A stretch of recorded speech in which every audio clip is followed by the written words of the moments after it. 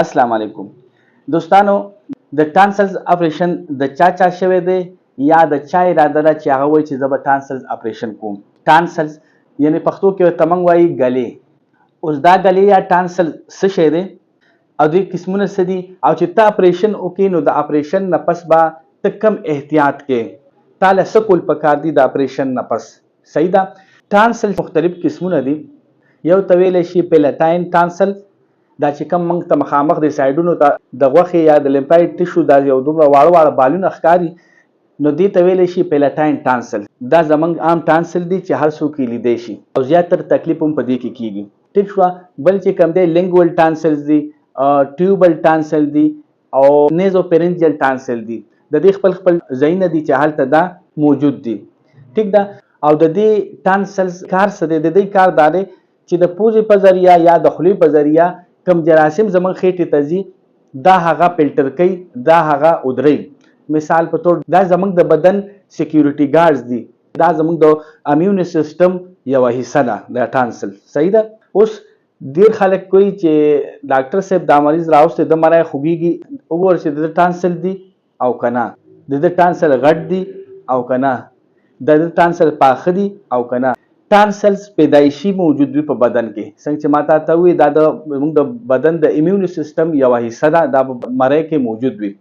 اوس کم حالاتو کې به ته د اپریشن کې نو ګوره مری مختلف وجوهاتو په وجه خوږېږي. ټیک شوه. خو که ستا په مری کې دا ټانسلز دا ګلې درد کوي چې هغې کې اکثر نه وشي پیپ وشي نو هغې سره ډېر زیات درد وي، ډېره زیاته تبه وي ورسره ډېر زیات ساړه وي نو هغه که ته شیشه کې خپله وګورې تا ته به ښکاره شي. ټیک ده. اوس که دغه انفیکشن تا باندې په کال کې یو پیره راځي، دوه پیرې راځي، څه خبره نشته دی، انټي بایوټکس دوایي وخوره ټیک به شي. خو نه که دغه انفیکشن تا ته بار بار کېږي چې دغې ته موږ بیا وایو ټانسلایټس، چې دې کې کوم انفیکشن بیماري وشي بیا ورته موږ ټانسلایټس وایو.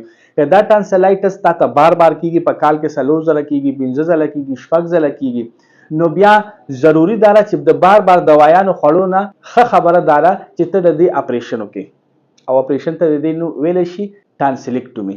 صحیح ده. په ماشومانو کې چې داسې اپریشن کې نو موږ ورسره بیا دا ګورو چې دې ماشوم ته تکلیف نور څه شته که نشته. هغه تکلیف صحیح مثال په طور ماشوم د شپې خړډي کې ساه نشي اخیستی، تنګي، اکسیجن دماغ ورته نه ځي، غوږونو باندې لږ دروند، نو هغه بیا د څه وجې هغه د دغې نیزو پرنجل ټانسلز چې موږ ورته ایډینایډز وایو د دغې په وجه باندې بیا دغه تکلیفونه ورته کیدی شي. صحیح ده. نو بیا موږ چې کله د ده اپریشن کوو ټانسلیکټومي نو ورسره سره موږ دغه ایډینایډز هم لرې کوو، دواړه په یو ځل باندې وکړو چې هغې اپریشن ته بیا موږ وایو ایډینو ټانسلیکټومي. ټیک شوه. اوس اپریشن خو وشو، مریض کمرې ته راغی، د ریکوري نه پس چې کله دنه نشه پاسي نو بیا دته چې کوم دی تاسو خوراک سټارټ کولی شئ. خوراک کې تاسو جوس ورکولی شئ، چای ورکولی شئ، نرم خوراک مثلا کسټرډ شو، کیر شو، دا دته تاسو شروع کولی شئ. خو په دې لومبې 4-5 غنټو کې 6 غنټو کې کوشش کوئ چې لږ لږ سیوا نه. صحیح شوه. د هغې وجه بیا دی چې که تاسو د باندې دا زیات کړو نو الټی به کوئ، الټو سره به دم مری خو نازک کوي، اپریشن یې شوی، خوږېږي به ورسره، وینه به ترې راشي، نو دغه احتیاط به کوئ. 5-6 غنټو نه پس مریض بیا هر څه خوړی شي، زموږ د طرفه پې څه پرهیز نشته دی. ټیک ده. او ښه خبره دا ده چې 24 غنټې تاسو هسپتال کې موجود دی، د هغې نه پس تاسو بیا تلی شئ کور ته. اوس چې تاسو کور ته لاړ شئ نو کور کې بیا تاسو د هېڅ چا مه اورئ. تاسو که ګرځئ، بهر ځئ، چکر ووهئ، څه مسله نشته دی. ټیک شه. زموږ د طرفه څه پرهیز نشته دی. خوراک کې پرهیز نشته، هر څه تاسو خوړی شئ. ټیک شوه. کمپای څکلی شي، چاول خوړی شي، غوښه خوړی شي، هر څه خوړی شي، خو مری به دې صرف درد کوي، د هغې درد د وجې ځان ته نرموه، خوره. ټیک شوه. دغه شانتې د ماشوم دپاره مو د لوی دپاره مو اپریشن نه پس چې کوم دی درد خامخا به وي ځکه چې اپریشن شوی، خو ورسره په غوږونو کې هم درد وي. ډېر مریضان دوباره بیا په دویم ورځ پس راشي زما غوږونه خوږېږي او غوږونو کې راته ډېر زیات تکلیف دی، دا غوږونه راله وګوره چې ته بل څه مسله خو پکې نه ده راغلې. داسې خبره نشته دی. دا غوږونو درد دې سره خامخا او ښه ډېر درد وي ورسره.